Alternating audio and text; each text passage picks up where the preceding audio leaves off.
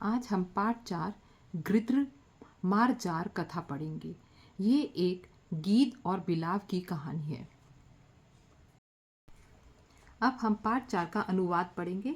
गृध्र मार्जारक कथा, गीध और बिलाव की कथा।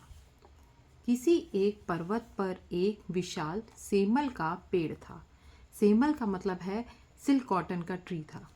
वहाँ जरदगव नाम का एक बूढ़ा गीध रहता था। अन्य पक्षी उस जरदगाव को अपने आहार में से थोड़ा थोड़ा देते थे, जिससे वो भी पक्षियों के बच्चों की रक्षा करता था। अनुच्छेद 2। एक बार दीर्घकर्ण नाम का एक बिलाव पक्षियों के बच्चों को खाने के लिए वहां आया। वह देखकर बच्चे भय से कोलाहल मतलब शोरगुल करने लगे। तब यह सुनकर जरदगाव ने बिलाव से पूछा, तुम कौन हो? यहाँ क्यों आए? वह बोला, मैं बिलाव हूँ। अनुच्छेद 3। गीध बोला, बिलाव मांस प्रेमी होते हैं। यहाँ पक्षियों के बच्चे रहते हैं, इसलिए दूर जाओ, अन्यथा तुमको मारूंगा। अनुच्छेद 4। बिलाव बोला, मैं गंगा में रोज नहाकर अहिंसा व्रत का पालन करता हूँ। हे आप बहुत अधिक धार्मिक हैं, यह जानता हूँ। यह बिलाव किसको कह रहा है? ये गीध को कह रहा है। इसलिए धार्मिक बातें सुनने यहाँ आया हूँ। इसलिए बिलाव जो है वो गीध से कह रहा है कि मैं जानता हूँ कि आप धार्मिक हैं, इसलिए आपसे धार्मिक बातें सुनने यहाँ आया हूँ। यही मेरा विचार है, अहिंसा परम धर्म है। और बिलाव कह रहा है कि मेरा विचार क्या है कि अहिंसा ही परम धर्म है। यहाँ वो उसको क्या बोल रहा है? झूठ बोल रहा है। गीध के मन में विश्वास हो गया। अब गीध जो है वो बिलाव की बातों में आ गया। तब वह बिलाव प्रतिदिन पक्षियों के बच्चों को पेड़ के खोल में ले जाकर खाता था। अब जब उसको विश्वास हो गया गीध को, तो वह उसकी आंख बचाकर तो वह बिलाव क्या करता था? प्रतिदिन पक्षियों के बच्चों को पेड़ के खोल में ले जाकर क्या करने लगा? खाने लगा। लगातार बच्चों के अभाव में चिंतित पक्षी इधर उधर खोज करने लगे। वे सब वृक्ष के कोटर मतलब खोल में उन्होंने क्या देखा? बच्चों की हड्डियों को देखा। वे अंत में परेशान होकर सोचने लगे कि यह जरदगव ही बच्चों को खाया होगा। अब उनको बिलाव तो मिला नहीं पक्षियों को, तो उन्होंने क्या सोचा कि ये गीध ही जो है वो उनके बच्चों को खा गया होगा। इसलिए मिलकर उन सब ने जरदगव को मार दिया, और इसी कारण उन सब पक्षियों ने मिलकर किसको मार दिया? गीध को मार दिया। इसलिए कहा गया है, किसी अनजान वंश और स्वभाव वाले को आश्रय नहीं देना चाहिए। मतलब गीध ने क्या गलती की? उसने बिलाव पर विश्वास किया, जो कि क्या था? किसी और वंश का था, गीध वंश का नहीं था, और उसका स्वभाव भी अलग था, वो मांसाहारी था। तो उसने गीध ने क्या किया? बिलाव पर विश्वास कर लिया। तो उसको उस पर विश्वास भी नहीं करना चाहिए था और उसे आश्रय भी नहीं देना चाहिए था। अब अभ्यास प्रश्न करते हैं। प्रश्न 1, संस्कृत में उत्तर दो। क गृध्रस्य किम नाम आसीत।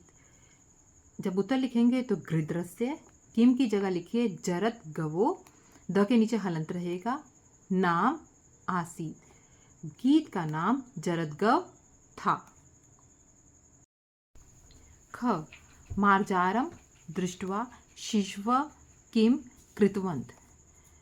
बिलाव को देखकर पक्षियों के बच्चे क्या करते थे? मार्जरम दृष्ट्वा शिशवा कोलाहलम कृतवंत। किम की जगह हम लिखेंगे कोलाहलम, ये बिंदी है, इसका ध्यान रखिएगा। तो बिलाव को देखकर बच्चे कोलाहल करते थे। ग मार्जरः प्रतिदिनं किम करोति स्म।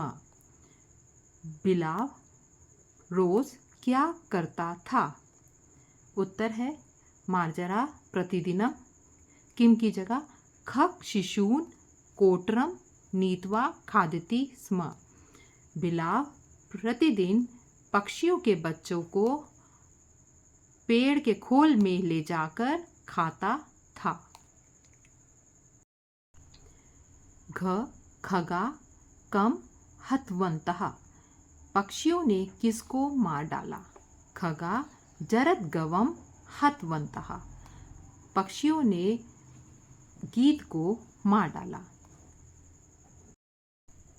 प्रश्न 2, संधि विच्छेद करो। स्वाहारात, स्वाहारात का संधि विच्छेद क्या है? स्व जमा आहारात। आप ये स्व अलग से लिखेंगे और फिर आहारात यहाँ से अलग। तत्रागतवान, तत्र जमा यहाँ से अलग हो जाएगा आगतवान। गृध्रो अवदत, तो गृध्र जमा यहाँ से क्या हो जाएगा? अवदत। और जैसे हलंत लगा है वैसे जरूर लगाइए। अतीव, अति अति जमा ईव, यहाँ पे भी छोटी ई है, यहाँ पे भी छोटी ई है, दोनों मिला के क्या हो जाएगी? बड़ी की मात्रा।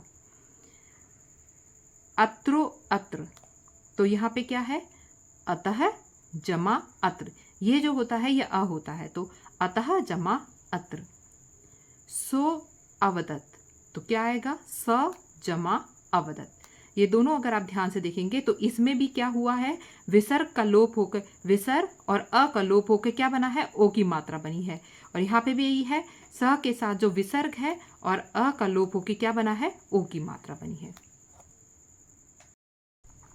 प्रश्न 3, निम्नलिखित वाक्यों को बहुवचन में बदलें।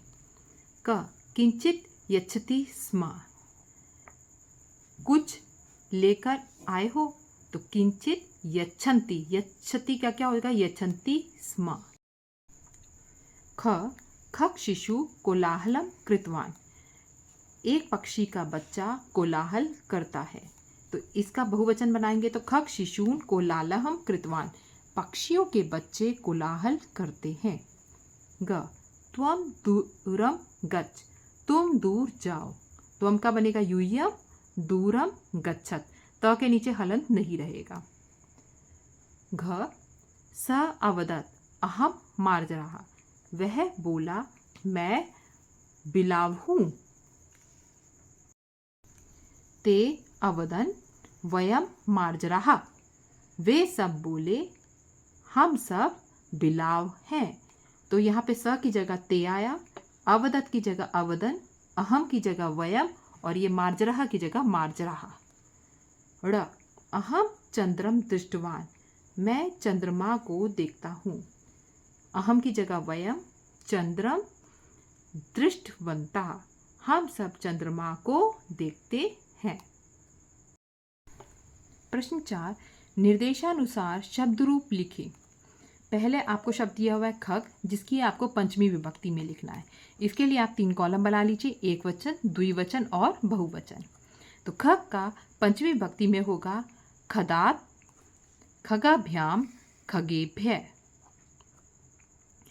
ख शिशु, शिशु का द्वितीय विभक्ति में होगा शिशु, शिशु, शिशून।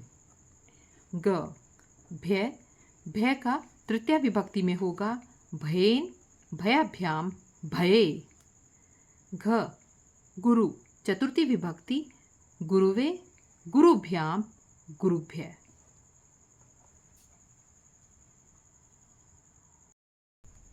प्रश्न 5, उचित शब्दों से रिक्त स्थान की पूर्ति करें, तत्पश्चात वाक्यों का अनुवाद करें। क है अहम तत् पुस्तकम, इसमें आपको 3 ऑप्शंस दिए रहे हैं, जो सही ऑप्शन है मैंने वही भरा है, पठितवान। अहम माने मैं, तत् माने उस, पुस्तक को पढ़ने आया, मैं उस पुस्तक को वहाँ पढ़ने आया। ख बालिका विद्यालय गतवती, बालिका माने लड़कियां विद्यालय जाती हैं। ग त्वम एकम सुंदरम चित्रम अपश्य, त्वम माने तुमने एक सुंदर चित्र देखा था या देखा। घ ते इतिहासम न लिखितवन्तः, ते माने वे सब इतिहास को नहीं लिखा, मतलब उन सब ने इतिहास को नहीं लिखा। ड़ मार्जरा प्रतिदिनम पक्षी शावकान खादती स्म, बिलाव प्रतिदिन पक्षियों के बच्चे खाता था। प्रश्न 6, निम्नलिखित शब्दों से वाक्य गठन करें। आगतवान, आगतवान माने आया। तत्र एक मार्जरा आगतवान, वहाँ एक बिलाव आया। खग शिशु, खग शिशु एक बच्चे के लिए है। मम गृहे एकः खग शिशु अस्ति, मेरे घर में एक पक्षी का बच्चा है। अवदत, अवदत माने बोला था। सह शीघ्रम अवदत, वह जल्दी जल्दी बोला। प्रतिदिनम, अहम प्रतिदिनम नृत्यम करोमि, मैं रोज नाच करता हूँ। खादितवान, मार्जरा खग शिशून खादितवान, बिलाव ने पक्षियों के बच्चों को खाया। प्रश्न 7, संस्कृत में अनुवाद करें। क, पहाड़ पर एक सेमल का पेड़ था। पर्वते एकः शाल्मली वृक्षः आसीत्। ख, वहाँ एक गीत रहता था। तत्र एकः गृध्रः वसति स्म। ग, गीत का नाम जरदगव था। गृध्रस्य नाम जरदगवः आसीत्। घ, कुत्ते मांस के प्रेमी होते हैं। कुत्ते की इंग्लिश संस्कृत होगी घ, कुत्ते मांस के प्रेमी होते हैं। कुकुरः मांस प्रियः भवन्ति। ड़, अहिंसा सबसे बड़ा धर्म है। अहिंसा परमो धर्मः। च, धीरकर्णा एक बिलाव था। धीरकर्ण एकः मार्जरः आसीत्। छ, अनजान को आश्रय नहीं देना चाहिए। अनजान का होगा अज्ञात। कुलशीलम आश्रयम न देयम।